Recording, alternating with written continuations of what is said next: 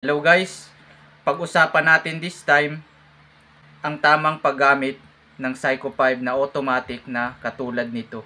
Siyempre guys, sinusuot ito sa braso, sa mga braso natin. Pero, ang hindi nyo alam, kaya kayo paayos ng ganitong Psycho 5 na automatic madalas masira o madalas magpa-stop-stop kasi nga habang suot-suot nyo ito sa braso ninyo, masyado nyong naaalog. Sobra nyong naaalog o natatagtag ang Psycho 5 na automatic na ganito. Bakit ito madalas na masira?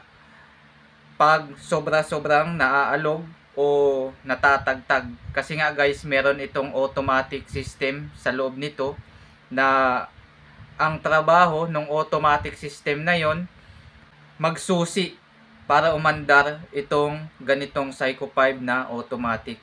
Pag sobra mong natatagtag itong ganitong Psycho 5 na automatic, ang nangyayari dito, yung dalawang ngipin dun sa pull lever na isa sa mga parts ng automatic ay nabubungi.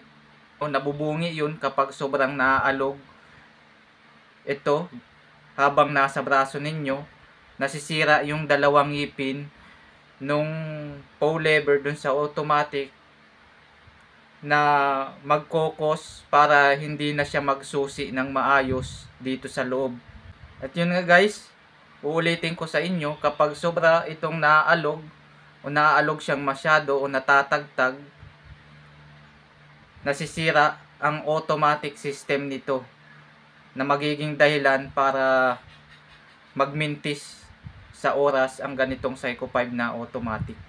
Bibigyan ko kayo ng halimbawa na mga sitwasyon na masisira ang automatic Psycho 5 na ganito, tulad ng pagbabasketball, pagpapower saw, pagpupukpuk, kung nagtatrabaho kayo, habang suot-suot nyo ito na nagpupukpuk kayo, nagamit itong Psycho 5 na automatic, syempre, sobra siyang maaalog nun, masisira yung automatic system nito.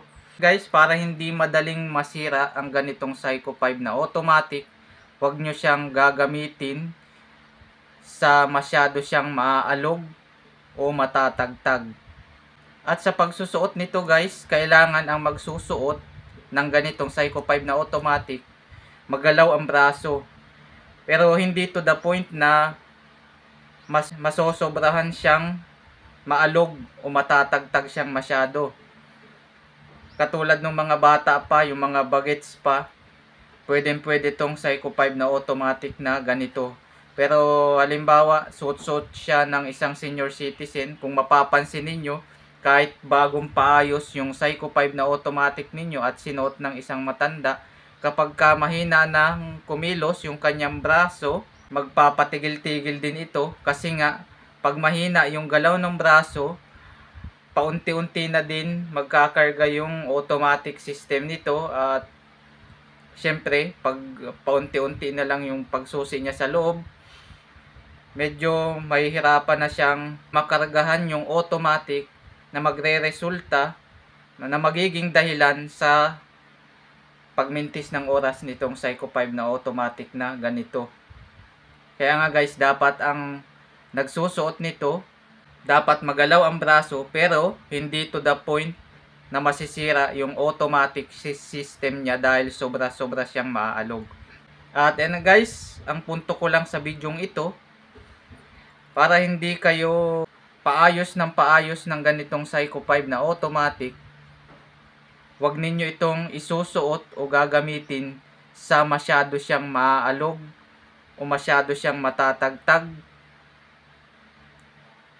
o kaya magtatrabaho kayo, magpupukpuk kayo ng gamit at suot-suot nyo to, syempre mapapalakas ang impact nun, sobrang maalog yung automatic system nito. Syempre guys, pag nagmintis ito sa oras, magpapagawa na naman kayo sa technician. Okay guys, yun lang. Salamat sa panonood at kung nagustuhan mo itong bidyong ito, huwag mong kalimutang mag-subscribe sa aking channel at sana magkita pa tayo sa susunod kong video na i-upload.